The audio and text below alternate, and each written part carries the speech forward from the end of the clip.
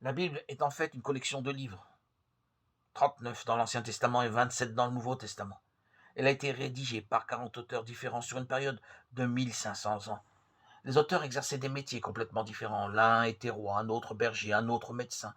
D'autres étaient pêcheurs, historiens, prophètes et théologiens. Il y avait même un fonctionnaire des finances, Matthieu, le percepteur d'impôts. Certaines parties de la Bible ont été écrites pendant que les auteurs se trouvaient au cœur d'événements extrêmement dramatiques, emprisonnés en grande souffrance ou face à la mort, alors que d'autres parties ont été rédigées lorsqu'ils étaient au comble de la joie, en train de fêter la victoire d'une bataille, lors d'une fête pour un mariage ou lors de la naissance d'un enfant. La Bible a été écrite en 3 langues différentes, l'Ancien Testament principalement en hébreu, avec un court passage en araméen, et le Nouveau Testament en grec.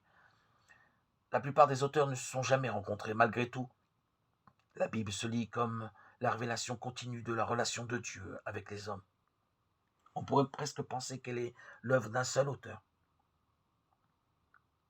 Cette réflexion est d'ailleurs tout à fait exacte, car derrière ces 40 auteurs humains se dissimule l'autre effectif de la Bible, Dieu. C'est en tout cas ce que prétendent ces auteurs de la Bible. Plus de 2000 fois, ils introduisent leur texte par des commentaires, comme « Voici ce que dit l'Éternel ». Ils se présentent eux-mêmes comme prophètes ou porte-parole de Dieu. Ils œuvraient en donnant l'impression qu'ils avaient l'énorme responsabilité de faire connaître la parole de Dieu aux hommes.